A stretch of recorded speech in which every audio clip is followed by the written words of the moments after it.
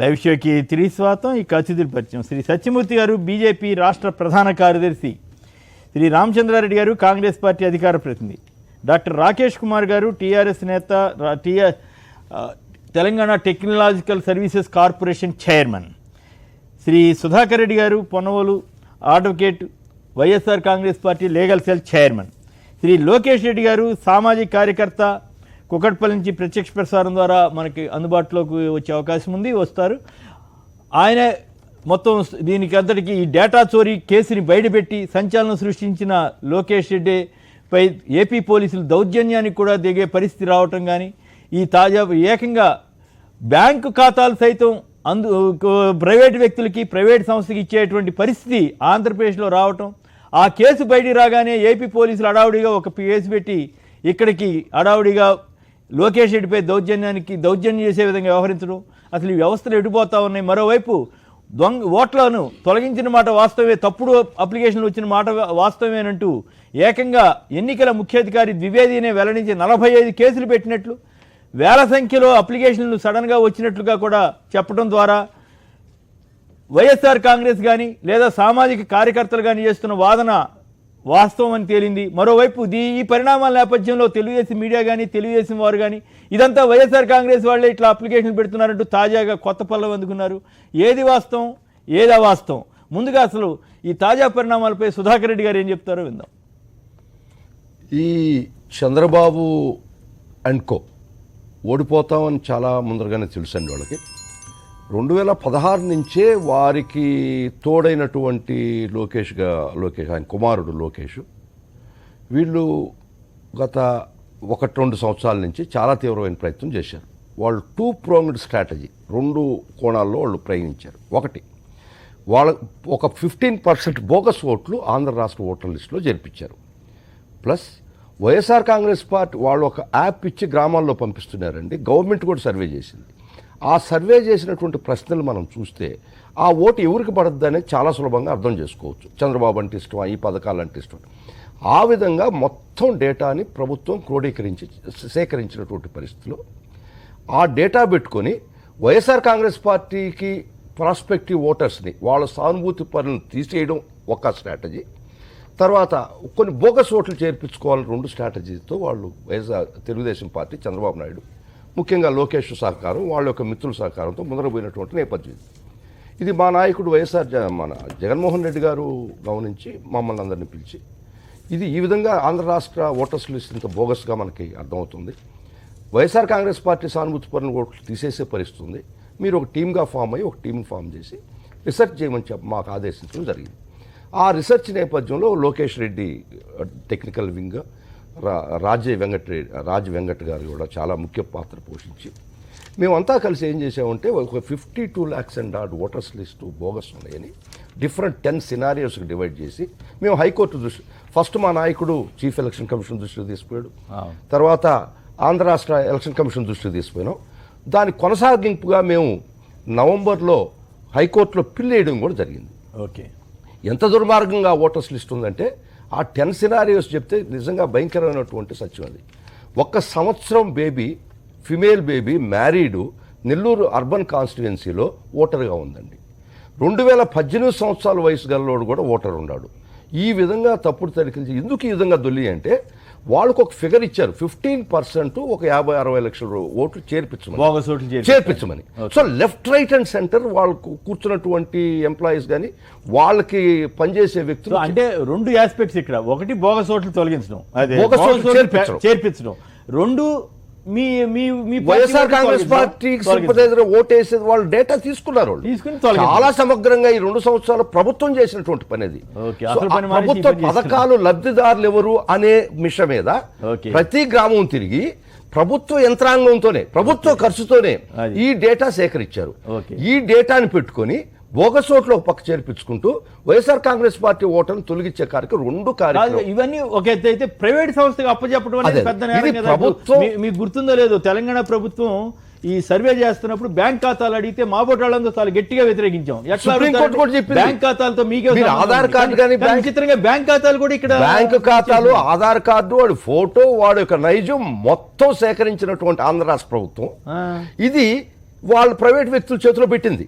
ఆయన ఏదో చెప్తున్నాడు మా డేటా చోరీ అని. చోరీ చేసింది చంద్రబాబు అంటే వారి కుమారుడే. చోరీ చేసినటువంటి దీన్ని డేటాని ఐటీ గ్రిడ్స్ లేకపోతే బ్లూ ఫ్రాగ్ వాళ్ళ కంపెనీని చేతిలో పెట్టి వాళ్ళకి ఇచ్చినటువంటి కార్యక్రమం ఒకటే.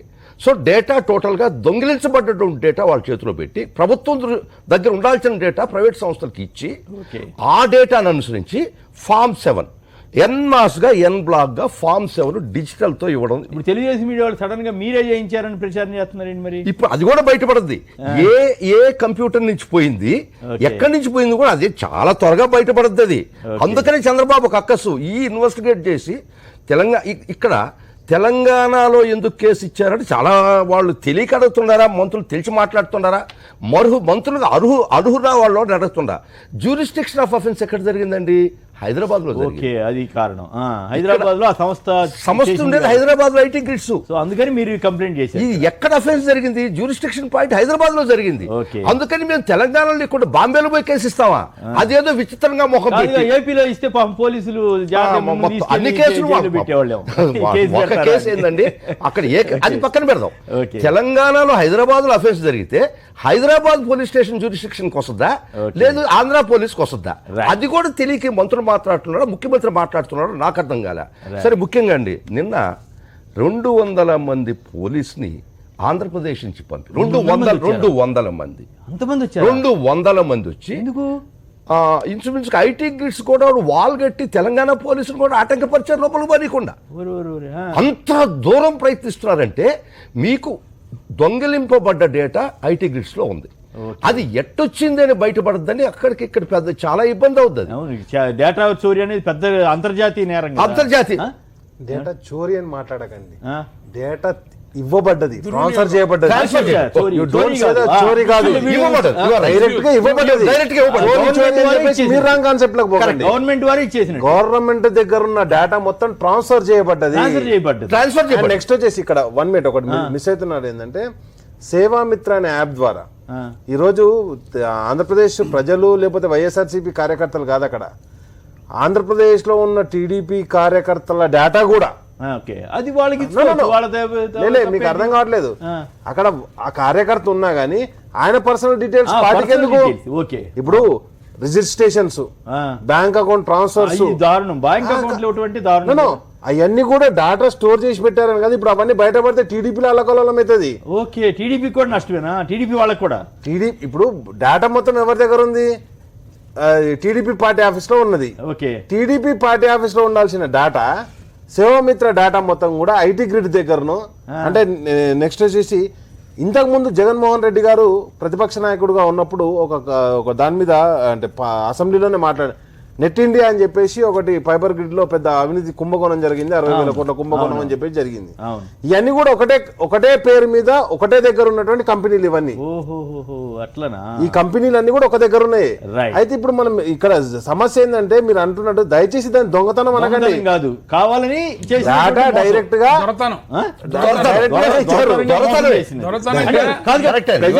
ఇప్పుడు నా బాగా గుర్తండి ఏమాట కేసీఆర్ గారిని అప్రిషియేట్ చేయాలి. ఆ విషయం వరకు మేమంతా కూడా వ్యతిరేకించాం. ఏం బ్యాంక్ అకౌంట్లో మీకేం సంబంధం అండి? ప్రభుత్వం ఎట్లా చేస్తుంది?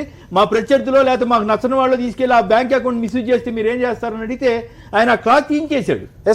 తీయించేశాడు. అట్లాంటిది ఇప్పుడు ఏపీ ప్రభుత్వం ఆ బ్యాంక్ అకౌంట్తో సహా తీసుకుని లబ్ధిదారులకు సంబంధించి ఒకవేళ వచ్చినా తీసుకెళ్లి ప్రైవేట్ వ్యక్తుల చేతిలో పెడుతుంటే దుర్మార్గమే కదా. అంటే ప్రైవేట్ వ్యక్తులు ఇప్పుడు చేస్తుంది ఏంటంటే 2 మ్యాచ్ చేస్తున్నారు. ఆధార్ కార్డు బేసిస్న, ఫోటో బేసిస్న ఎవరెవరైతే లబ్ధిదారులు ఉంటారో ఆ ఇంటిని ఈ సేవామిత్ర డేటాను యాడింగ్ చేస్తున్నారు. కంపేర్ చేసి అనుసంధానం చేసి లబ్ధిదారులు అదే విధంగా వాళ్ళ సేవామిత్రులు ఉన్నారు. ఇద్దరికే ఓటు ఉంటది, వేరే వాళ్ళకి ఎవరికి ఉండదు. అంతే. సో అది ఈ బ్లూ ఫ్రాగ్స్ కంపెనీ అని అక్కడ పెట్టినారు వైజాగ్ లో. డేటా గ్రిడ్స్ అనేది ఇక్కడ ఒక హైదరాబాద్ నాకు తెలిసి 5,000 మంది 24/7 ఆర్ వర్కింగ్ పెయిడ్ ఎంప్లాయీస్ దీనికోసం. డిఫరెంట్ సిటీస్ లో ఉన్నారు. ఇప్పుడు ప్రస్తుతం ఇక్కడ బయటపడ్డది బెంగళూరులో కూడా ఉన్నదంటే మాకు సమాచారం. అంటే అక్కడ ఇప్పుడు కాంప్లైంట్ చేస్తారు అక్కడ. మిత్రపక్షం ఉంది కాబట్టి పెద్ద ఇబ్బంది ఉండదు. ఇబ్బంది ఉండదు వాళ్ళకి. అందుకనే కదా పాపం అంత దూరం తిరిగింది. అంత దూరం ఆయన తిరిగింది అందుకే కదా. ఒకటి కొమ్మినేని గారు, అందుకే అంత దూరం ఆయన కొమ్మినేని గారు ప్రతిదాన్ని పార్టీకి ఆపాదించాలని చూడకండి. ఒక మీరు మాట్లాడేది మీరు విత్డ్రా చేసుకోండి దయచేసి. ఎందుకంటే ప్రతిదాన్ని కాంగ్రెస్ కాదు, మిత్రపక్షం అనేది తెలంగాణ ఎన్నికల వరకు అని చెప్పేసి ఇంతవరకు సుస్పష్టం చేసినాము. ఇంత పెద్ద గొడవ జరుగుతా ఉంటే కాంగ్రెస్ పార్టీ స్పందించిందే. ఇక్కడ కేసీఆర్ గారు మా ఎమ్మెల్యేలు కొనుగోలు చేస్తున్నాడు. మాది లేదా సమస్య? తెలంగాణ వరకు ఎందుకు పరిమితం అయినారంటే ప్రతిదానికి ఆ ప్రయోగం ఫెయిల్ అయింది కాబట్టి. అరే ఆంధ్రాలో కాంగ్రెస్ వాళ్ళు లేరా? ఆంధ్రాలో కాంగ్రెస్ వాళ్ళు లేరా సార్? వాళ్ళు కూడా మాట్లాడారు.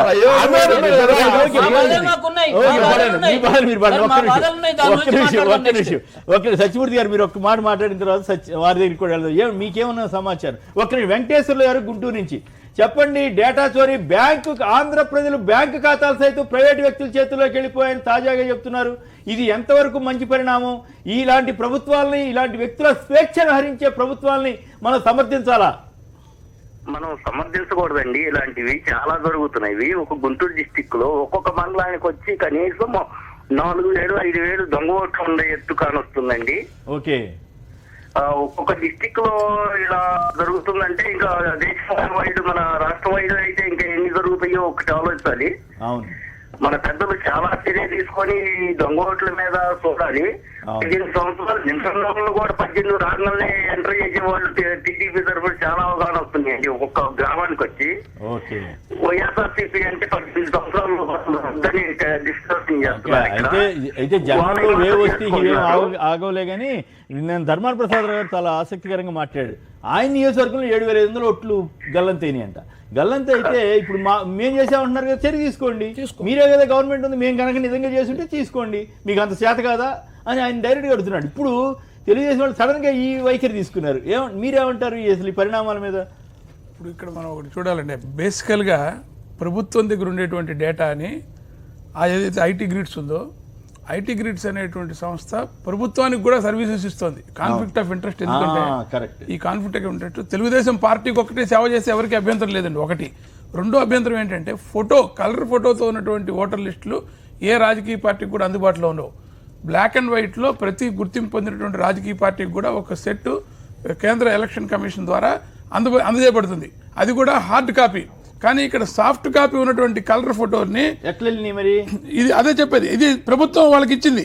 దీన్ని వీళ్ళు ప్రతి సేవామిత్రకి కూడా వాళ్ళకి లిస్ట్ ఆఫ్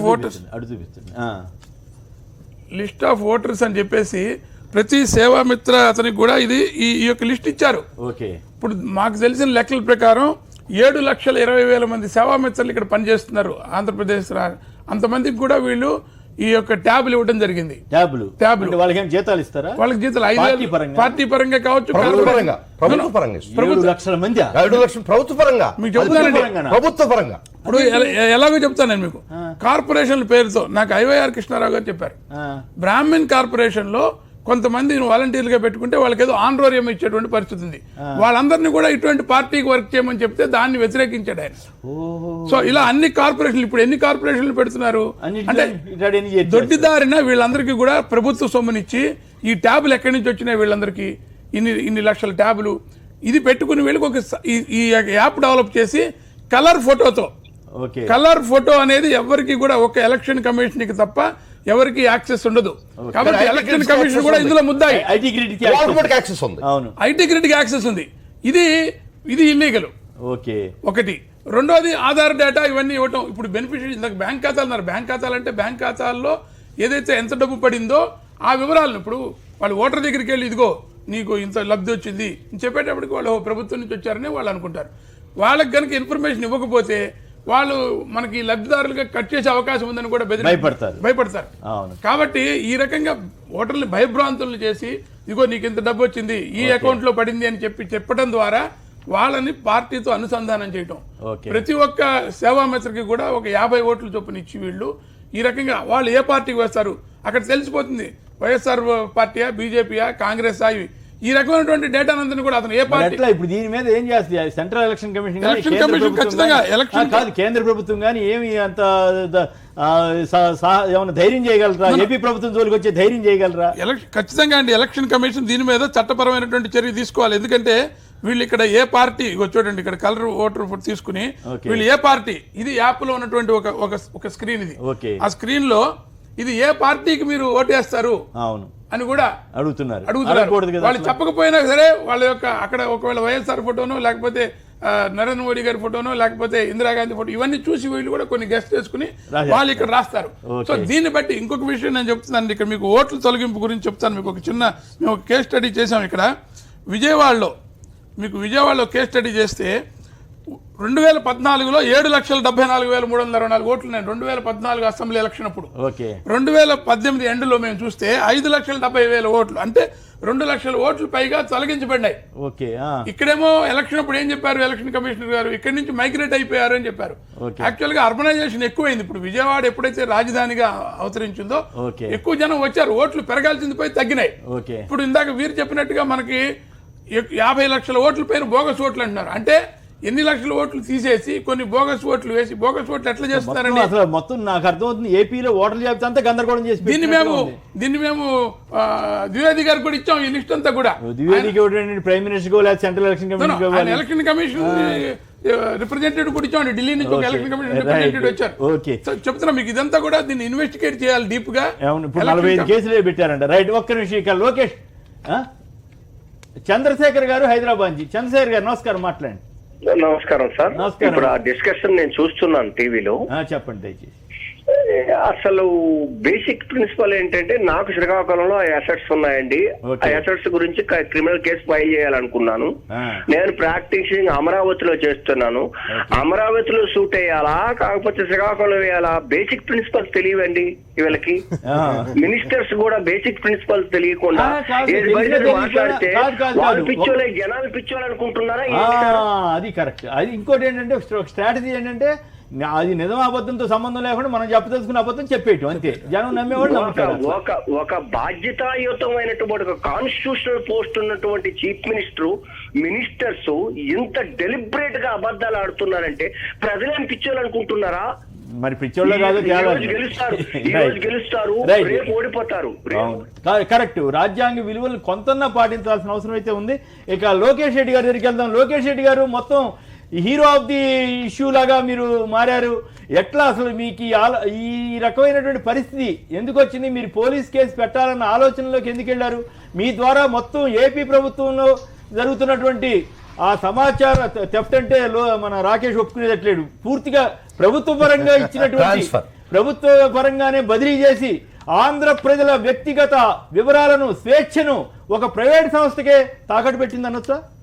రాకేష్ గారు తాగడి పెట్టినట్ట లేకపోతే అప్పచెప్పేసినట్ల? ఈ అప్పచెప్పేసిన పరిస్థితి ఏ రకంగా ఉంది? అసలు ఏమిటి, ఎట్లా వచ్చింది మీకు ఆలోచన? పోలీస్ కేసు పెట్టడం ద్వారా మీరు నిన్న పోలీసు, ఇప్పుడు చెబుతున్నారు సుధాకర్ రెడ్డి గారు 200 మంది పోలీసులు వస్తే మీరు ఎట్లా ఎదుర్కోగలిగారు? అందరికీ నమస్కారం అండి. నమస్కారం. కుమ్మేని శ్రీనివాసరావు గారు నమస్కారం, మాట్లాడండి. ఇది యాక్టివిటీ మొత్తము దాదాపు 1.5 సంవత్సరం 2 సంవత్సరాలుగా చేస్తున్నామండి. అంటే ఓటర్స్ మీద, అంటే బేసిక్గా నేను టెక్నికల్ పర్సన్ని, 15 years ఆఫ్ ఎక్స్పీరియన్స్ ఉంది టెక్నాలజీ మీద, ఐటీ మీద, డేటా అనలిటిక్స్ మీద. నేను ఇండియాలో వర్క్ చేశాను, యూఎస్ఏలో యాపిల్ ఐఎన్సీ హెడ్ క్వార్టర్స్లో వర్క్ చేశాను, యూకేలో లండన్లో కూడా వర్క్ చేశాను. ఇది డేటా అనేది నా సబ్జెక్ట్ అండి. It's my hard core subject. నేను న్యూస్లో చూశానండి, చాలాసార్లు చూశాను. నా ఓటు అప్పుడు ఉంది, ఇప్పుడు లేదు. సో నా ఓటు 2 చోట్ల ఉంది, లేదా నా ఓటు రకరకాలుగా తొలగిస్తున్నారు. అంటే టెక్నాలజీ అడ్వాన్స్మెంట్ జరిగిందండి, అయినా కూడా ఓటు పోవడం ఏంటి? ఇప్పుడు నేను హైదరాబాద్లో బ్యాంక్ అకౌంట్ తీసుకుంటాను, నేను బెంగళూరుకి వెళ్తే నా బ్యాంక్ అకౌంట్ ఏం పోదు కదా, ఆటోమేటిక్గా. అవసరమైతే దీన్ని అక్కడ బ్రాంచ్ షిఫ్ట్ పెట్టుకుంటాను, నా బ్యాంక్ అకౌంట్ ఉంటుంది. నేను పాన్ కార్డ్ ఒక చోట అప్లై చేస్తాను, వేరే ఎక్కడికి వెళ్ళినా నా పాన్ కార్డ్ లైఫ్ లాంగ్ ఉంటుంది నాతో. మరి ఓటర్ ఐడి ఎప్పుడు తీసేయాలండి? మనిషి ఒక వీధి నుంచి ఇంకో వీధికి, ఒక నియోజకవర్గం నుంచి ఇంకో నియోజకవర్గానికి, లేదా ఒక జిల్లా నుంచి ఇంకో జిల్లాకి, ఒక రాష్ట్రం నుంచి మరో రాష్ట్రానికి నేను I'm a citizen of this country. నాకు vote after 18 years of age I'm eligible to vote అంటే నా ఓటు ఉంచాలి కదా. అవును. ఒకవేళ పర్మనెంట్ రెసిడెన్సీ ఉన్న చోట ఉంచాలా లేదు టెంపరీ రెసిడెన్స్ ఉన్న ఓటు ఉంచాలా అంటే it is the choice of the citizen. Okay, ఎందుకంటే టెంపరీగా నేను ఏదో పార్ట్ టైం పని చేసుకోవడానికి సిటీకి వచ్చాను. అసలు ఏం జరిగింది? రైట్, వస్తున్నాను. రైట్ అండి, ఈ మొత్తం చూస్తే మీరు దాదాపు 1.5 సంవత్సరం పైగా చాలా వర్క్ జరిగిందండి. అంటే సెంట్రల్ ఎలక్షన్ కమిషన్కి 13th నవంబర్ ఒక మెయిల్ డ్రాఫ్ట్ చేయడం అనేది, తర్వాత వాళ్ళ నుంచి రిప్లై రావడం జరిగినది, నవంబర్లో హైకోర్టులో కేసు చేయడం జరిగినది, ఆ తర్వాత మళ్ళీ ఆర్టీఐ ఫైల్ చేయడం జరిగినది, ఆర్టీఐ డైరెక్షన్ కూడా వచ్చింది ఫ్రమ్ సెంట్రల్ ఎలక్షన్ కమిషన్. మొత్తం ఈ డూప్లికేట్ ఓట్స్ మీద డైరెక్ట్ ఆల్ డిస్ట్రిక్ట్ కలెక్టర్స్కి ఆంధ్రాలో వాళ్ళు మొత్తం ఐడెంటిఫై చేసి ఎట్టి పరిస్థితుల్లో వాటిని తొలగించాలి and they have to communicate to me అని చెప్పి కూడా వాళ్ళు ఆర్డర్ ఇచ్చారు. సో తర్వాత వచ్చేసి ఈ ఓట్స్ 11 ఇప్పుడు జనవరి 2019 లిస్టు పబ్లిష్ అయిందండి.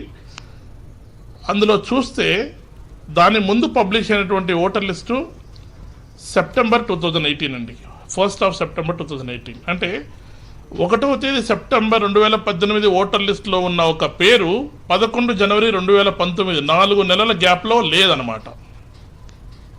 అంటే ఎలక్షన్స్కు దరిదాపుగా 7 నెలల ముందు ఓటు లేకుండా, అంటే సెప్టెంబర్లో ప్లాన్ చేశారు, జనవరి 11 కల్లా తీసేశారు. ఓకే, ఇప్పుడు 11th తర్వాత ఓటు ఎక్కించుకోమని ఎలక్షన్ కమిషన్ చెప్తుందండి. బాగుంది, నా ఓటు ఎక్కిందా లేదని నాకు ఎప్పుడు తెలుస్తుందండి? నామినేషన్ అయిపోయిన తర్వాత 2 రోజులకో 3 రోజులకో సప్లిమెంట్ 2 అని వస్తుంది. ఆ సప్లిమెంట్ 2లో తెలుస్తుంది. ఆ టైంకి నా ఓటు లేకపోతే పరిస్థితి ఏంటి? అది 1 ఓటు కాదు, 2 ఓట్లు కాదు, కొన్ని వేల లక్షల ఓట్లు. So election commission simply says form 6 ఇవ్వండి, మేము ఎక్కిస్తాము, నామినేషన్ రోజు మధ్యాహ్నం 3 గంటల వరకు ఉంది అన్నటువంటి చెప్తున్నారు. సరే, బాగుంది. ఇక్కడ 3-4 కన్సర్న్స్ అండి, సీరియస్ కన్సర్న్స్. ఒకటి, ఉద్దేశపూర్వకంగా కొందరి ఓట్లు తొలగించబడుతున్నాయి విత్ ఎవిడెన్స్. 2, కొందరి ఓట్లు ఉద్దేశపూర్వకంగా అక్కడ లేకపోయినా ఎక్కించబడుతున్నాయి, అంటే ఫామ్ 6 దొంగ ఓట్లు ఎక్కించబడుతున్నాయి. 3, ఉన్న దొంగ ఓట్లు ఏవైతే ఉన్నాయో రకరకాల సినారియాలతో అవి తొలగించడం లేదు. పైన central election commission and even high court, even CEO గారు ఎంత ప్రెజరైజ్ చేసినా కూడా గ్రౌండ్ లెవెల్లో కొన్ని నియోజకవర్గాల్లో ఇప్పటికి కూడా ఫీల్డ్ వెరిఫికేషన్ జరగట్లేదు. ఓకే, ఒకవేళ ఫీల్డ్ వెరిఫికేషన్ లాస్ట్ రోజు వాళ్ళు ఏమిస్తున్నారంటే మేము వెళ్ళాము, వెరిఫై చేశాము, అందరు ఉన్నారు, రీటైన్డ్ యాజ్ ఇట్ ఈజ్ అంటున్నారు. ఓకే, ఒకే ఓటర్ ఐడితో లైక్ మనము టెక్నికల్గా ఒక ఎంప్లాయీ ఉంటాడు, అతనికి ఒక ఎంప్లాయీ ఐడి ఉంటుంది, అదే ఎంప్లాయీతో ఇంకే ఎంప్లాయీకి అసైన్ చేయమన్నమాట, అదే ఐడిని అసైన్ చేయం. ఓకే, ఒక ఓటర్ ఐడి ఒకరికి ఉంటే అదే ఓటర్ ఐడి అతనికి ఇంకో చోట విషయాలు చెప్తున్నారు. కాదు, యాక్చువల్ లోకేష్ గారు తెలిసిన విషయాలు చెప్తున్నారు. ఇప్పుడు డేటా ఐటీ గ్రిడ్కి మీరు ఎట్లా ఐటీ గ్రిడ్ చేస్తోందని మీరు ఎట్లా కనిపెట్టారు? ఇప్పుడు తాజా పరిణామాల్లో ఆంధ్రప్రదేశ్ ప్రభుత్వం ఆ సమాచారం అంతటిని ఎట్లా ఇచ్చిందని మీరు కనిపెట్టారా లేదా? అసలు ఏం జరుగుతుంది? ఇప్పుడు దాన్ని తెలంగాణ ఆంధ్ర ఇష్యూ లాగా మార్చడానికి ప్రయత్నం జరుగుతోంది కదా, దాన్ని మీరు ఎట్లా ఎదుర్కోబోతున్నారు? ఏపీ పోలీసులు మీ మీద దాడి చేసినప్పుడు మీరు ఎట్లా రియాక్ట్ అయ్యారు? బ్లూ ఫ్రాగ్ టెక్నాలజీ, రైట్ అండి. అంటే ఐటీ గ్రిడ్ టెక్నాలజీ బ్రీఫింగ్ అంతా ఎందుకు ఇచ్చానంటే అండి, ఇంటర్వ్యూ కాదు కదా, రైట్ 1 minute 2 minutes లో ర్యాప్ చేస్తాను. ఈ ఎక్సర్సైజ్ అంతా జరుగుతుంది కాబట్టి, ఇదంతా చేయడం వల్ల మనకు తెలిసింది ఏంటంటే స్పెసిఫిక్ గా ఈ 2 కంపెనీలు దీంట్లో చాలా పెద్ద ఎత్తున ఇన్వాల్వ్ అయినాయి. సర్వేకి సంబంధించి కానీ ఆ డేటా అంతా గవర్నమెంట్ నుంచి వాళ్ళు తీసుకోబడ్డారు. అదేమి థెఫ్ట్ అని మేము అనుకోవట్లేదండి. సమ్వన్ ఇన్ ద గవర్నమెంట్ ఎవరో చాలా భద్రంగా హ్యాండ్ ఓవర్ చేశారు. ఒక ఎగ్జాంపుల్ చెప్తానండి దీంట్లో ఏం జరుగుతుంది. మొబైల్ యాప్లో ఒక పోలింగ్ బూత్లో 910 మంది ఓటర్స్ ఉన్నారనుకోండి. అందులో ప్రతి ఓటర్కి కులము ఉంది, ప్రతి ఓటర్కి గవర్నమెంట్ నుంచి ఏ బెనిఫిట్స్ వచ్చాయి ఉంది, ఎంత అమౌంట్ ఎంత డబ్బులు ఇచ్చారనేది ఉంది, ఎంతమందికి టీడీపీ మెంబర్షిప్ ఉందనింది, ఎంతమంది టీడీపీ మెంబర్షిప్ అంతకుముందు రెన్యువల్ చేసుకున్నారు లేదా ఉంది, మిగతా పార్టీలకు సంబంధించిన పూర్తి డీటెయిల్స్ ఉన్నాయి. ఇది వాళ్ళ పార్టీ విషయం అయితే మాకు ఏం ఇబ్బంది లేదు కదండి. ఇది ప్రభుత్వానికి సంబంధించినటువంటి డేటా, ప్రైవేట్ కంపెనీ, అందరి ఓటర్ల గురించి ఉంది. ఓకే, ఇప్పుడు మేము ఇచ్చినటువంటి ఎఫ్ఐఆర్ లో ఈ కంపెనీ ఆధార్, ఇప్పుడు మొత్తం 4 అండి, ఆధార్ సంబంధించినటువంటి డేటా, ఎలక్షన్ కమిషన్ నుంచి వచ్చినటువంటి colour photographs, next pulse survey, ప్రజా సాధికార సర్వే ద్వారా వచ్చినటువంటి డేటా, 4 ఈ సేవా మిత్రులలో ఉన్నటువంటి బూత్ కన్వీనర్స్, ఈ 4 ఇంటిగ్రేటెడ్ ఇందులో. ఓకే. సో మీరు only TDP booth conveners data ఉందంటే ఎవరికేం అభ్యంతరం ఉండదండి. అవును, correct. Aadhaar data, election commission of India ఇచ్చేటువంటి కలర్ ఫోటోగ్రాఫ్స్, సాధికార సర్వే డేటా అండ్ ఇది. దీనివల్ల మీరు అడగచ్చు దీనివల్ల ఏంటి ప్రాబ్లం అనేసి. ప్రాబ్లం ఉందండి. ఒక అతను ఏదైనా ఒక బెనిఫిట్ కోసం అప్లై చేసుకుంటే వాళ్ళు ఇందులో వెరిఫై చేస్తే అతను ఎవరికి అనుకూలంగా ఉన్నాడని గవర్నమెంట్ డినై చేస్తుంది. ఇతను మనకు ఓటేసే పరిస్థితి లేడు, నేను ఇతను సర్వీస్ ఇవ్వాల్సిన అవసరం లేదని. గవర్నమెంట్ అంటే for the people, by the people, of the people. I'm very sorry to say దీన్ని ఎలా చేస్తున్నారంటే for TDP, by TDP, of TDP చేస్తున్నారు. Okay, right. ఇప్పుడు సమస్య ఏమంటే చెప్పండి. ఇప్పుడు ఐటీ గ్రిడ్ అది నిన్న జరిగింది చెప్తానండి. నిన్న జరిగింది. ఎఫ్ఐఆర్ కంప్లైంట్ ఫైల్ చేసి వచ్చింది. ఎఫ్ఐఆర్ ఫైల్ చేసి వచ్చిన తర్వాత హండ్రెడ్స్ ఆఫ్ కాల్స్ వచ్చాయి. తెలియదు ఎవరు చేస్తున్నారు ఏంటి. కాల్ చేయగానే అబ్యూజివ్ లాంగ్వేజ్ మాట్లాడము, ఇదిగా చేస్తున్నారు. ఎందుకు ఫైల్ చేశావు, ఎవరు చేయమన్నారు. ఇదేముందండి, ఒక తప్పు జరుగుతుంది. యాజ్ ఎ విజిల్ బ్లోయర్ గా సామాజిక బాధ్యతతో నేను ఒక కంప్లైంట్ ఇచ్చాను. అందులో నిజానిజాలు ఏంటి అనేది పోలీసు వాళ్ళు వెరిఫై చేస్తారు. ఇంకా ఏపీ గవర్నమెంట్ సహకరించాలి. అరే మా ప్రభుత్వ డేటా ఎలా వెళ్ళింది ఒక కంపెనీకి అని చెప్పి వాళ్ళు సహకరించాలి. They should be concerned about the people of Andhra Pradesh. ప్రభుత్వం దేనికోసం అండి? టీడీపీ పార్టీ కోసం ఉందా? కాదు కదా. ప్రభుత్వం ఉండేది ఆంధ్రప్రదేశ్ లో ఉన్న రాష్ట్ర ప్రజలందరి కోసము, not for only Telugu Desam party. అధికారం ఈ రోజు ఉండొచ్చు, రేపు ఉండకపోవచ్చు అండి. ప్లస్ వ్యవస్థలో ఏం సెట్ చేస్తున్నాం అనేది ఇంపార్టెంట్. ఎఫ్ఐఆర్ ఫైల్ అయిన తర్వాత కాల్స్ వచ్చాయి. రాత్రి 10 గంటలప్పుడు కూడా కాల్స్ వచ్చాయి. నేను ఫోన్ అంటే స్విచ్ ఆఫ్ చేసి పెట్టాను. ఐ సస్పెక్టెడ్ మిడ్ నైటే వస్తారని నేను సస్పెక్ట్ చేశాను. But nothing to worry. నేను అదే రోజు ఎఫ్ఐఆర్ ఫైల్ చేసిన రోజు కూడా 11:30 వరకు నేను నా వెహికల్ డ్రైవర్ నేను ఒకనే ఉన్నాను. Absolutely nothing to worry. దీని గురించి ఏది కావాల్సిన అవసరం లేదు. బట్ వరీ ఎక్కడుండేదంటే ఇక్కడ నుంచి లిఫ్ట్ చేసి అన్నెసెసరీగా కేసెస్ ఏదైనా ఫైల్ చేసి ఏమీ చెప్పకపోయినా నా దగ్గర ఏదో ఉందని. ఏముందండి నా దగ్గర? డూప్లికేట్ ఓటుకు సంబంధించిన డేటా తప్ప నా దగ్గర ఏమీ లేదు. డేటా మొత్తం వాళ్ళ మొబైల్ యాప్ లో ఉంది. వాళ్ళ మొబైల్ యాప్ లో ఆ డేటా ఎట్లా వచ్చింది? ఏముందండి, టీడీపీ నుంచి వైఎస్ఆర్సీపీ పార్టీలో చేరేటువంటి ఒక కార్యకర్త ఇదిగోండి ఇలా ఉంది అని చెప్తే మనకు తెలిసింది. అట్లా వచ్చిందా? అది పెద్ద విషయం ఏం కాదు. వాళ్ళు అంటున్నారు కదా పబ్లిక్ ఇన్ఫర్మేషన్ మేము చాలా నుంచి చేసి పెడుతున్నామని. వాళ్ళకు ప్రెస్ మీట్ పెట్టి డిస్క్లోజ్ చేయమంటే సేవామిత్రులు ఏముందో కంప్లైంట్ ఇచ్చిన తర్వాత ఇమీడియట్ గా కలర్ ఫోటోగ్రాఫ్స్ తీయడము, బెనిఫిషియరీ డేటా తీయడము, బ్యాంక్ రిలేటెడ్ ఇన్ఫర్మేషన్ తీయడము. కొమ్మినేని గారు ఇంకొక ఇంపార్టెంట్ పాయింట్ చెప్తాను. నాకు ఒక అనుమానం ఉందండి. ఏంటంటే గవర్నమెంట్ దగ్గర ఉన్నటువంటి బ్యాంక్ అకౌంట్ డీటెయిల్స్ అన్ని కూడా ప్యారలల్ గా ఇంకొక వ్యవస్థను క్రియేట్ చేసుకుని రేపొద్దున ఎలక్షన్స్ లో డబ్బులు పంచలేకపోతే ఒక ఏ అనే అకౌంట్ నుంచి బికి, బి నుంచి సికి, సి నుంచి 10 మందికి ట్రాన్స్ఫర్ చేసే మెకానిజం కూడా ఉందేమని నాకు ఒక అనుమానం అండి. ఎందుకంటే గవర్నమెంట్ తో మొత్తం ఉందండి బెనిఫిషియరీ. ఫైనల్ గా చెప్పండి. ఇప్పుడు తెలంగాణ నిన్న ఇంటికి వచ్చినప్పుడు జనరల్ గా కాదు, స్పెసిఫిక్ గా ఇప్పుడు తెలంగాణ పోలీసు యాక్ట్ చేసింది కదా. యాక్ట్ చేసిన తర్వాత పరిణామం ఏ రకంగా జరగబోతోంది సంక్షిప్తంగా చెప్పండి. అంటే ఇప్పుడు నిన్న ఇంటికి వచ్చారండి, సెక్యూరిటీ కాల్ చేశారు. సెక్యూరిటీ కాల్ చేస్తే వాళ్ళు అసలు హోల్డ్ కూడా చేయలేదు, తోసుకొని వచ్చేసారు. వచ్చేసి ఇక్కడ డోర్ చాలా ఇదిగా చేశారు. They were using foul language and all that. So చెప్పారు family, so you are not suppose to do ఇదంతా అని చెప్పేసి. తర్వాత ఫ్రెండ్స్, ఫ్యామిలీ, మా నైబర్ అసోసియేషన్ ప్రెసిడెంట్ అనమాట, he was in a rescue mode. So చెప్పారు. ఇమీడియట్ గా తెలంగాణ పోలీస్ చాలా ఫాస్ట్ గా రియాక్ట్ అయ్యారండి. వాళ్ళు వచ్చారు. మాకు ఇంటిమేషన్ లేకుండా మీరు వచ్చి ఇలా చేయడము. అండ్ నేనేమైనా మర్డర్ చేయలేదండి, నేను ఎక్కడైనా బ్లాస్ట్ లో ఇన్వాల్వ్ కాలేదు. ఐఎమ్ జస్ట్ సిటిజన్, ఒక విజిల్ బ్లోయర్. ఒక ఎఫ్ఐఆర్ ఇచ్చాను. ఇలా తప్పు జరుగుతుంది, గవర్నమెంట్ వ్యవస్థ నాశనం అవుతుంది, ఇది చూడండి ఎక్కడ తప్పు జరుగుతుందో, ప్లీజ్ టేక్ సమ్ యాక్షన్ అని చెప్పి నన్ను ఇంటిమిడియేట్ చేసేదానికి ట్రై చేస్తే అలాగా. నేను ఇమీడియట్ గా కమిషనర్ ఆఫీస్కి వెళ్ళేసి ఒక కంప్లైంట్ ఇచ్చాను, ఐ నీడ్ సమ్ ప్రొటెక్షన్ అని చెప్పేసి. వాళ్ళు ఇమీడియట్ గా రియాక్ట్ అయ్యారు, ప్రొటెక్షన్ ఇచ్చారు అని చెప్పారు. Nothing to worry, and they are investigating the case. ఇప్పుడు చేయాల్సింది టీడీపీ ఒక్క నిమిషం పేరయ్య గారు టంగుటూరు నుంచి మీరు చెప్పండి, మీరేమంటారు? వ్యక్తుల బ్యాంకు ఖాతాలతో సహా సమాచారాన్ని ప్రైవేటు వ్యక్తులకు అప్పగించడాన్ని మీరు సమర్థిస్తారా?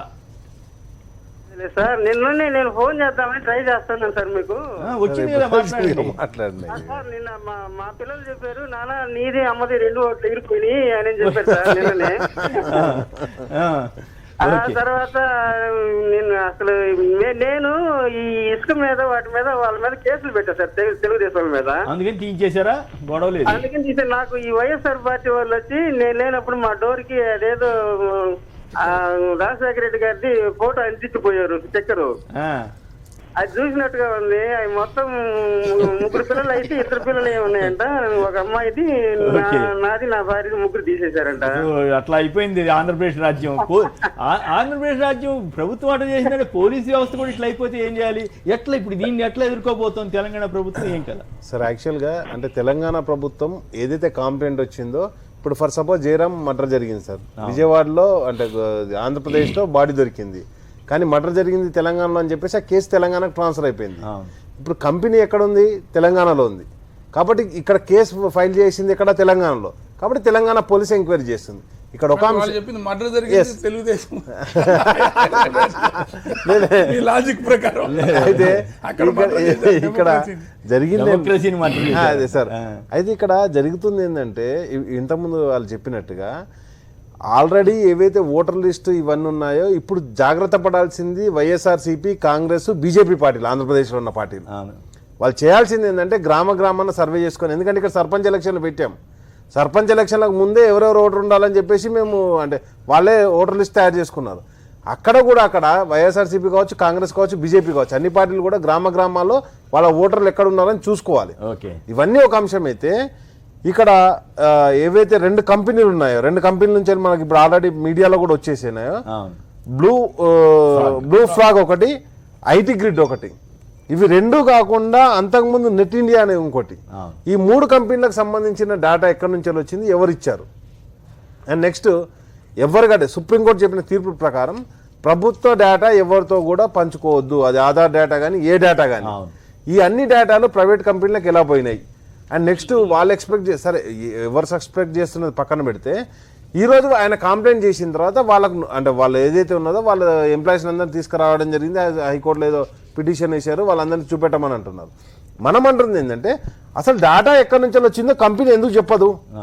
ఇప్పుడు మన అది తెలంగాణ హైకోర్టు కూడా అది అడగొచ్చు కదా. ఎస్, నేనేమంటానంటే నేనైతే yes I appreciate the high court point of view. ఏది నలుగురు ఎక్కడున్నారో అడగడం తప్పు కాదు, కానీ నాకు ఆశ్చర్యం కలిగించేది ఏంటంటే ఓటుకునేటి కేసులో కాదు ఓటుకునేటి కేసులో ప్రజలందరూ చూస్తా ఉన్నా కూడా హైకోర్టు వారికి మాత్రం అబ్బాయి ఆయనకే సంబంధం అని చెప్పేంత సాహసం వచ్చేసింది. ఆశ్చర్యం వేసింది. 29 మంది గోదావరి పుష్కరాల్లో చనిపోతే ఒక్కడి మీద కూడా కేసు పెట్టలేదంటే హైకోర్టు అడుగుంటే బాగుండేది. 20 మంది తమిళ కూలీలు ఎన్కౌంటర్ అయిపోతే హైకోర్టు వారు ఏంటయ్యా ఇట్లా జరిగిందని అనుంటే బాగుండేది. దీన్ని నేను సపోర్ట్ చేయట్లేదు, నేను వ్యతిరేకించట్లా. ఎస్, హైకోర్టు అడగడం తప్పు కాదు, కానీ హైకోర్టు కొన్ని విషయాల్లోనే ఎందుకు స్పందిస్తుంది, కొన్ని విషయాల్లో స్పందించట్లేదు. నేను న్యాయ కోవిదుని కాదు, ఒక సామాన్య వ్యక్తిగా మీరంతా ఇప్పుడు సుధాకర్ రెడ్డి గారు లాయర్లు కదా, నాకైతే అర్థం కాని విషయం. అందరికి తెలిసిన రహస్యమే. చెప్తే ఎవరు పిల్లి మీద గంట కట్టాలి, ఎవరు బయట పెట్టాలని చేయలేకున్నారు. ఇది అందరికీ తెలిసిన రహస్యమే. ఎట్లా న్యాయ వ్యవస్థ ఎట్లా భ్రష్టు పట్టిపోయింది, ఇంకా కొత్తగా అయింది. వీళ్ళు హైకోర్టు ఇట్లా అడగడానికి నేను తప్పు, అట్లా మంచిగా చేశారు, కానీ అన్ని విషయాల్లో కూడా అట్లాగే ఉంటే బాగుంది. ఇంత ముందల అడిషనల్ అడ్వకేట్ జనరల్ బాహాటంగా ప్రకటించిండు మీడియా ముందల, ఏమని మన రామచంద్రరావు గారు ఏమని ఈ విధంగా ఉందని చెప్పి, దాని మీద మాత్రం ఏమి యాక్షన్ తీసుకున్నది. కానీ అడిషనల్ అడ్వకేట్ జనరల్ మొన్న కూడా ఒక రాంగ్ కామెంట్స్ చేసిన కోర్టు మీద. అంటే జ్యుడిషియరీ కూడా మిగిలిన విభాగాల లెక్కన రోజు రోజుకి కూడా దాని యొక్క క్రెడిబిలిటీని కోల్పోతుంది. ఇది కనుక రివైవ్ కాకుండా ఉంటే మాత్రం చాలా కష్టం. ఇప్పుడు ఎస్ రామచంద్రరావు చూపించాలండి, ఇది అర్జెంట్ చూపించాలి. మాట్లాడి చెప్పు. కొమ్మినార్ గారు ఇది చూపించండి. ఇవి చూడండి కలర్ ఫోటోగ్రాఫ్స్, ఎంత దారుణంగా వ్యవస్థను ఏం చేస్తున్నారో చూడండి మీరు. ఎలక్షన్ కమిషన్ ఆఫ్ ఇండియా 11 జనవరి 2019 రిలీజ్ చేసిన voter list with colour photographs. అత్యంత దారుణమైన విషయం ఏంటంటే ఇల్లీగల్. ఏ విధంగా అంటే ఈవెన్ మీరు election commission of India website లోకి వెళ్ళినా కూడా only non photo electoral rolls ఉంటాయి. ఒకవేళ మనకు కలెక్టర్ గారి దగ్గర నుంచి వచ్చే ఫోటోగ్రాఫ్స్ వచ్చేసి బ్లాక్ అండ్ వైట్ లో ఉంటాయి. మరి వీళ్ళకి ఎట్లా వచ్చింది? దేశ చరిత్రలో ఎక్కడే గాని వాళ్ళే ప్రభుత్వం. దేశ చరిత్రలో ఎక్కడే గాని కలర్ ఫోటోగ్రాఫ్స్ ఇంతవరకు ఎవరికి అందుబాటులో లేవు. అది Fraud లో election గవర్నమెంట్ ఆఫ్ commission ఏపీతో కాదు, ఇది. ఖచ్చితంగా. ఒక ప్రైవేట్ కొమ్మినేని గారు ఎలక్షన్ ఒక గవర్నమెంట్ ఆఫ్ ఈ ఏపీతో యాంగిల్లో కాదు, మీరు ఆలోచన ఒక చేయాలి ప్రైవేట్ ఖచ్చితంగా. కంపెనీతో. ఇప్పుడు ఎలక్షన్ కమిషన్ ఎట్లా అంటే ఎలక్షన్ కమిషన్ ఈ రోజు వరకు కూడా ఎలక్షన్ కమిషన్ ఈ సంవత్సరం క్రెడిబిలిటీని కోల్పోయింది పూర్తిగా. ఉదాహరణ చెప్తా, తెలంగాణలో నేను ఓట్ల ఒక్క నిమిషం, కమిషన్ చెప్పేసి ఒక్క నిమిషం చెప్తాను. తర్వాత వచ్చేసి కొమ్మినేని గారు ఇది నమ్మాల్సిన విషయం కాదు, చాలా సిగ్గుపడాల్సిన విషయం. మన ప్రజాస్వామ్య భారతదేశంలో ఒక్క నిమిషం అండి. ఒక స్వతంత్ర ప్రతిపత్తి కలిగినటువంటి ఈ ఎలక్షన్ కమిషన్ అనేది ఈ విధంగా ఒక బ్లేమ్ అవుతుందంటే సిగ్గుపడాలి. సిఇసి సెంట్రల్ ఎలక్షన్ కమిషన్ సిగ్గుపడాల్సిన అవసరం. ఒకటి వినండి కొమ్మినేని గారు చెప్పారు వినండి. కదా. అయితే ఎస్ ఎందుకనంటే ఆ రోజున ఒక్క ఏమో నిమిషం తెలంగాణ అండి, ఒక్క నిమిషం ప్రజానికానికి అండి. క్షమాపణ చెప్పింది. Let me come. ఈ రోజు ఏమో రాష్ట్రంలో ఉన్న కేసులు కాంగ్రెస్ పార్టీ కూడా సిగ్గుపడాలా? దీని మీద ఒక ఎంక్వైరీ, డీటెయిల్డ్ ఎంక్వైరీ చేసి Right. సిఇసి యొక్క నిర్లిప్తత ఏమన్నా కూడా ఆలోచన చేయాల్సిన అవసరం ఉన్నది. ఫైనల్ గా ఒక Yes. మాట చెప్పండి రాకేష్ గారు, ఇప్పుడు ఈ డేటా సమాచార కేసు ఒక ఉంది, ఇది ఏమవుతుంది లోకేష్. ఫైనల్ గా? యాక్చువల్ గా డేటాని అట్లా ప్రభుత్వం అట్లా నేను చేయకూడదు కదా. మాట్లాడలేదండి ఇంకా లేదు. కాంగ్రెస్ వాళ్ళు మాట్లాడలేదు. ఎంతసేపు మాట్లాడారుగా? ఇది మాట్లాడే ఏదో మీకు తోచింది మాట్లాడితే మరి సబ్జెక్ట్ సబ్జెక్ట్ మాట్లాడుతున్నారు. కాదని మమ్మల్ని మర్చిపోయినరు. ఎంత కాంగ్రెస్ పార్టీ అని ఇట్లా మర్చిపోవడం కరెక్ట్ కాదు. మీరు అభియోగ ఇన్నిసార్లు మాట్లాడి మళ్ళీ కొమ్మినేని గారు మాట్లాడారు. ఎక్కడ ఉండి మధ్య మధ్యన వచ్చేసేది ఇంటర్ఫీర్ సార్ ఇప్పుడు అయిపోతుంది. నేను ఏమంటానంటే రామచంద్రారెడ్డి గారు పక్క రాష్ట్రంలో కాంగ్రెస్ పార్టీ ఉంది, అది మర్చిపోయి మాట్లాడుతుంటే వాళ్ళు ఇష్టం. ఓకే ఓకే మాకు సంబంధం లేదు. మీరే చెప్పండి. ఒక్క నిమిషం అండి. మాట్లాడదు కానీ ఒక్క నిమిషం. ఇక్కడ ఈ కేసు ఏదైతే ఉన్నదో ఈ కేసు ఫైల్ చేసిన తర్వాత కంపల్సరీగా ఇక్కడున్న ఒక ప్రభుత్వ డేటా దేశం మొత్తంలో ఎక్కడ దొరికినా గానీ అది ఫ్రాడే. ఫ్రాడేనా? ఆ. ఓకే, అంటే మా ఇష్టం, మా ఏపీ వాళ్ళు మాకు అన్ని హక్కులు ఉంటాయి. లేదు సార్, ఏపీ, తెలంగాణ, మధ్యప్రదేశ్, ఉత్తరప్రదేశ్ అనేది ఏది ఉండదు. ఉండదా? భారతదేశం మొత్తంలో కూడా ఎక్కడ గానీ నేను అట్లా అనుకుంటున్నా, ఏపీ వరకు వాళ్ళకి సపరేట్ చట్టాలు ఏమి ఉండవు సార్.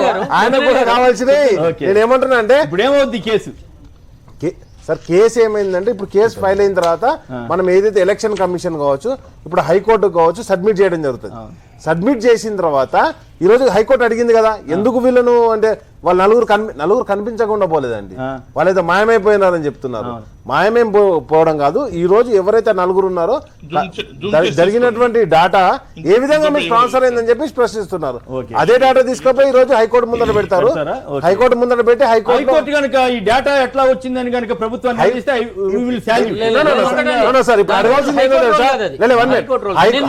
హైకోర్టు అడగాల్సింది ఏంటంటే వాళ్ళని కస్టడీలోకి తీసుకున్నప్పుడు ఈ ఎవిడెన్స్ తోటి మేము తీసుకున్నామని పోలీస్ చెప్పినప్పుడు పోలీస్ తీసుకున్నది కంప్లైంట్ వచ్చినప్పుడే వాళ్ళ మీద యాక్షన్ తీసుకున్నది తప్పితే వితౌట్ కంప్లైంట్ పోలీస్ రియాక్ట్ కాలేదు. ఇక్కడ ఆల్రెడీ కంప్లైంట్ ఉంది కాబట్టి పోలీస్ రియాక్ట్ కావాల్సిందే. ఖచ్చితంగా కూడా ఈ విధమైనటువంటి చర్యలు రాజ్యాంగ వ్యతిరేకము, దీన్ని ఖండిస్తున్నాం మేము, ఖచ్చితంగా చేస్తాం. దీనికి సంబంధించి దీనికి మూలం ఎక్కడ ఉన్నది, అధికార పక్షం యొక్క అండదండలు ఏమన్నా అంటే ఉన్నాయా లేవా, ఈ విషయాలన్నిటిని కూడా విశ్లేషించి పార్టీలకు అతీతంగా కూడా భవిష్యత్తులో ఇటువంటివి జరగకుండా ఉండే విధంగా స్టర్న్ యాక్షన్ తీసుకోవాలి. తీసుకోవడం కోసం ఏంది, ఇది ఒకటండి, ఇది ఒక రాష్ట్ర ప్రభుత్వం యొక్క ఏది వ్యతిరేకంగా ఉంది కాబట్టి ఏ విధంగా చేస్తే ప్రాపర్ ఇన్వెస్టిగేషన్ జరుగుతుంది అన్నది కూడా ఆలోచించాల్సిన అవసరం ఉంది. At the same time central election commission అనేది ఎందుకు అంటే దీంట్లో ఏమన్నా ఇన్వాల్వ్మెంట్ ఉందా, దీన్ని అదే విధంగా దేశవ్యాప్తంగా కూడా సెంట్రల్ ఎలక్షన్ కమిషన్ యొక్క ఫెయిల్యూర్స్ అన్నిటిని కూడా ఇంకొకటి హేబియస్ కార్పస్ అండి, హైకోర్టు విచారించదండి, చేయదు, విచారించదు, ట్రయల్ కోర్టు మాత్రమే.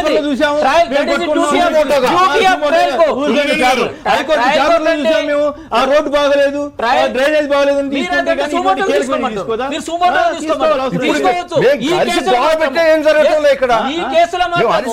పిలిచేసి ఏం జరగటంలో ఇక్కడ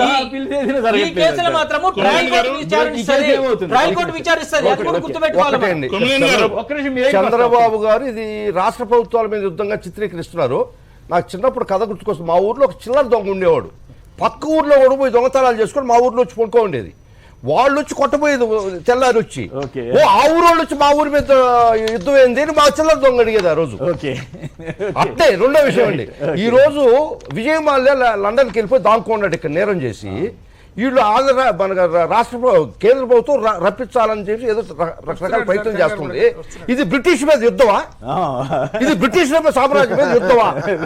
ఈ రోజు దొంగతనం చేసిన వ్యక్తి మా ఊర్లో కూడా పక్క ఊర్లో దొంగతనం చేస్తే వాళ్ళు వచ్చి కొట్టబోతే మా ఊరి మీద దాడే అది. శ్రీనివాసరావు విజయవాడ. శ్రీనివాసరావు నమస్కారం, మాట్లాడండి. హలో ఆ, నమస్కారం. లోకేష్ రెడ్డి గారు చెప్తున్నటువంటి విషయాలు వింటూ ఉంటే కలవరం కాదు సార్, భయపడాల్సినటువంటి పరిస్థితి కనబడుతుంది. భయపడాల్సిన పరిస్థితి. ఆయన చెప్తున్నటువంటి డేటా గానీ, ఆయన చూపిస్తున్నటువంటి డేటా గానీ, ఆయన బయట పెట్టిన విధానం గానీ, ఆయన చెప్పిన విధానం గానీ గమనిస్తే అవును. అసలు ఆంధ్రప్రదేశ్ ప్రభుత్వంగా నడుస్తుందో ఇంత దిగజారిపోయి ఇంత భయంకరంగా మాఫియా. అసలు ఈ చంద్రబాబు నాయుడు గారు పాలన అనేటువంటిది ఇంత దారుణమైనటువంటి పరిస్థితుల్లో ఉన్నా గానీ ఇక్కడ నేను కోరుకునేది ఒకటి ఏంటంటే న్యాయ వ్యవస్థ తక్షణం జోక్యం చేసుకుంటే బాగుంటుంది అనేది నా కోరిక అండి. అవును. ఎందుకంటే ఇక నన్ను ఎవరు ఏమీ చేయలేరు, అవును. నా జోలికి ఎవరు రాలేరు అనేటువంటి ధీమాతో ఉన్నటువంటి సిచ్యువేషన్ లోనే అంటే ఇప్పుడు అక్కడ అర్థమవుతుంది కదా, అక్కడ ఈ అక్రమాలకు పాల్పడిన వారి అండగా ఉండటం కోసం చంద్రబాబు గారి ప్రభుత్వం గట్టిగా ప్రయత్నిస్తుంది. ఈ ఒక్క కారణం కాదు తెలుగుదేశం ప్రభుత్వాన్ని రద్దు చేయడానికి. మీకు అంత రాజకీయ పార్టీ ఎలక్షన్ కమిషన్ ఆగంటారండి. ఎలక్షన్ కమిషన్ చేయాలి ఖచ్చితంగా. కాదు పెద్ద కేసు కేంద్ర ప్రభుత్వం చేయాలి. కేంద్ర ప్రభుత్వం చేయాలి. దయచేసి తెలుసుకోండి. ఖచ్చితంగా ఖచ్చితంగా ఫ్రాడ్ జరిగితే చేయాలి.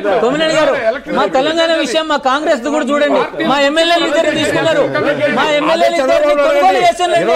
ఇక్కడ మాకు కూడా కొంచెం డిస్కస్ చేయండి.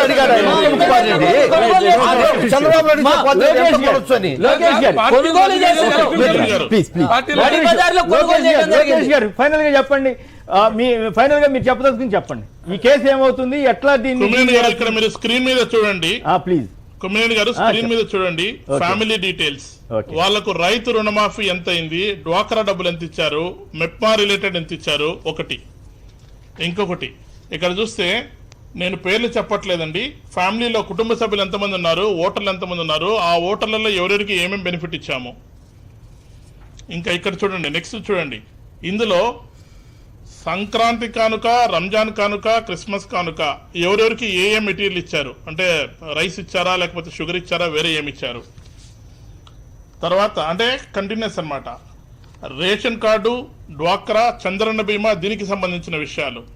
అంటే ఇక్కడ కన్సర్న్ ఎక్కడంటే అండి, ప్రభుత్వంతో ఉండాల్సినటువంటి డేటా ఒక ప్రైవేట్ కంపెనీకి ఇచ్చారు. కరెక్ట్.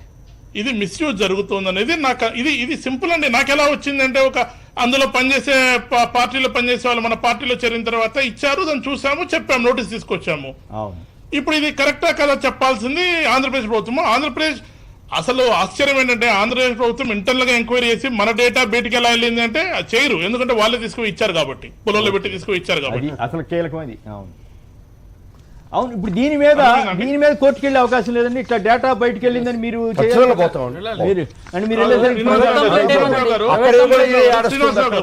అక్కడ కూడా 4 పాదాల మీద నడవటం కుంటుకుంటా ఒక్క పాదం మీద నడుస్తుంది. అయితే ఇంకోటి ఇక్కడ చూడండి శ్రీనివాసరావు గారు, కంటికి ఇంత ఇదిగా కనపడుతుంది కదండి, ఇందులో ఉన్న పేరు కానీ ఓటర్ ఐడి కానీ ఏదైనా మీరు కొట్టారంటే, election commission of India website లో కొట్టారంటే 100% మ్యాచ్ అవుతాయండి. ఓటర్ పేరు, తండ్రి పేరు, ఇంటి నెంబరు, వయసు, జెండరు, మొత్తం A to Z మ్యాచ్ అవుతాయి. లేటెస్ట్ 11 జనవరి 2019 colour photographs election commission of India సుమోటోగా ఎందుకు దీన్ని కేసుగా తీసుకుని మీకు ఎలా వచ్చింది రేట్ అని ఎందుకు క్వశ్చన్ చేయరండి? 1.5 సంవత్సరం నుంచి ఫైట్ చేస్తా అంటే ఇవన్నీ ఒక ఓటరు ఎవరు ఏ పార్టీకి అఫిలియేట్ అయినాడు, మన ప్రభుత్వంతో ఏ బెనిఫిట్ పొందాడు, నువ్వు మా ప్రభుత్వంతో బెనిఫిట్ పొందావు కాబట్టి నాకే ఓటేయాలి, నేను రోడ్ వేసాను కాబట్టి నాకే ఓటేయాలి, నేను ఈ ఓటర్కి నేను ఇవ్వలేదు కాబట్టి వేరే రకంగా బెనిఫిట్ ఏమి ఇవ్వచ్చు. It is all kind of manipulation అన్నమాట. బాగా చెప్పారు, ఈ పాయింట్ ఓటింగ్ జరగాలి కదండి. అవును, కరెక్ట్. దీని మీద మీరు ఎట్లా ఫైట్ చేయబోతున్నారు ఫర్దర్ గా? మిమ్మల్ని ఏపీ ప్రభుత్వం ఇబ్బంది పెట్టే అవకాశం ఉంది కదా? మేము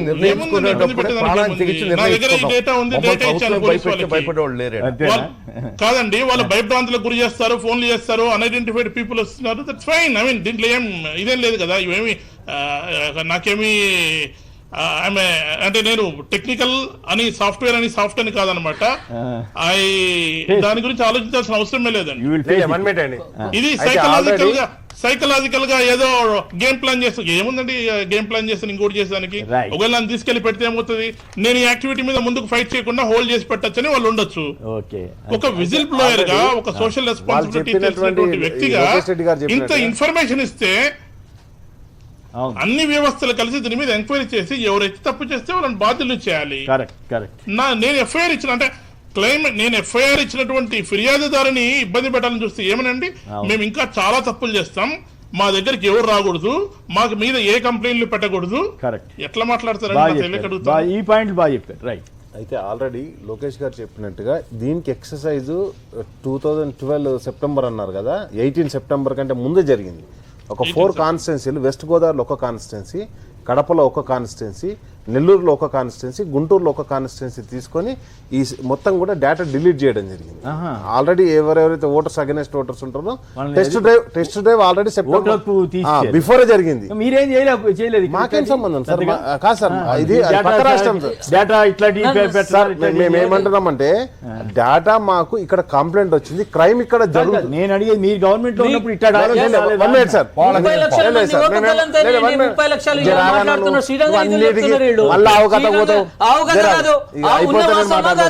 మేము న్యాయ పోరాటం చేసినామని ఏం చేసింది ఎలక్షన్ కమిషన్ క్షమించమని అడిగింది.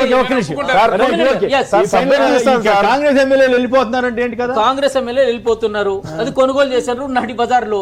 ఇది దురదృష్టం. ప్రజాస్వామ్యవాదులందరూ కూడా దీన్ని ఖండించాలి. మేము ఈ రోజున పోతున్నాము, పోయి స్పీకర్ కి కంప్లైంట్ వాళ్ళు బాటంగా పత్రికా ప్రకటన ఇచ్చారు, ఇద్దరు కూడా సంయుక్తంగా ఇచ్చారు. దానికి సంబంధించి మేము కూడా నిన్న ధర్నా రాజీనామా చేస్తారు, రాజీనామా నిర్ణయం తీసుకోలేదు. అంటే if at all they are prepared for that. నిన్న మీటింగ్ కూడా రాలేదు, దానికోసమే మేము కూడా పోతాం. మళ్ళీ కూడా రాలేదంటే ఇద్దరే వచ్చారు, ఇద్దరు ఎమ్మెల్యేలు వచ్చారు మీటింగ్ పెడితే.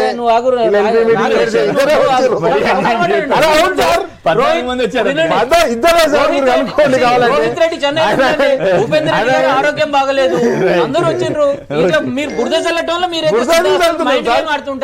మీకు గుర్తుందా? నేను కిందసారి అప్పుడు చెప్పేవాడిని, జగన్ అక్కడ ఫైట్ చేస్తుంటే మీరు వెళ్ళి కేసీఆర్ ముందు కూర్చొని చప్పట్లు కొడతా కూర్చున్నారా? మీరేమి పార్టీ అంటే వెళ్ళక్కర్లేదు అన్నట్టుగా మీరు మాట్లాడారు.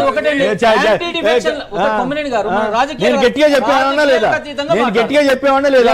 చెప్తే మీరేం చేసేవాళ్ళు? చప్పట్లు కొడతా కూర్చున్నారు. చూడండి, అప్పుడే ఫైట్ చేసి ఉంటే ఈ పరిస్థితి ఉండేది కాదు. చూడండి, యాంటీ డిఫెక్షన్ లా ని చాలా స్ట్రింజెంట్ చేయాలి, అవసరం ఉంది. ఏంటంటే ఇప్పుడు ఎప్పటి నుంచో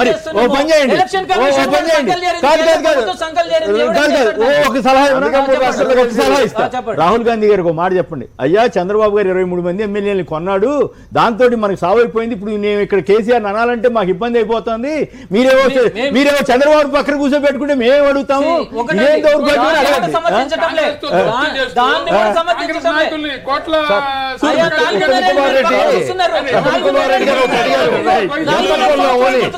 చంద్రబాబు రెడ్డి కరెక్ట్ రేట్లు చెప్తాడు, ఎంత కొనొచ్చు రేటు చంద్రబాబు చెప్తాడు.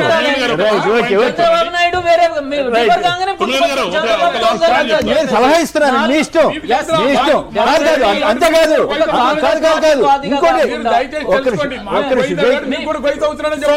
సత్యమూర్తి గారు ఒక్క నిమిషం. వెస్ట్ బెంగాల్లో మీ పార్టీ వాళ్ళు 6 ఎమ్మెల్యేలని మమతా బెనర్జీ చేర్చుకున్న తర్వాత కూడా సోనియా గాంధీ గారిని వాటేసుకున్నారు. ఎవరిని? మమతా బెనర్జీ.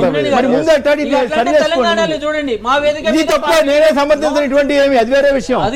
Right right. జైకర్ విసనపేట. జైకర్ నమస్కారం సార్. నమస్తే అండి, అక్కడ ఉన్న పెద్దలందరికీ నమస్తే సార్.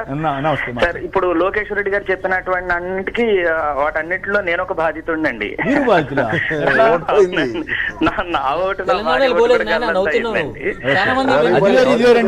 తెలంగాణలో ఇట్లా అఫీషియల్ డేటా ఎవరికైనా ప్రైవేట్ వాళ్ళకి అప్పు చెప్పారా?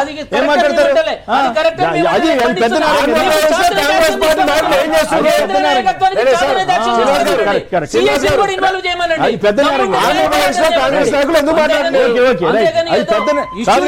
ఏపీ ప్రభుత్వం చేసింది పెద్ద నేరమా?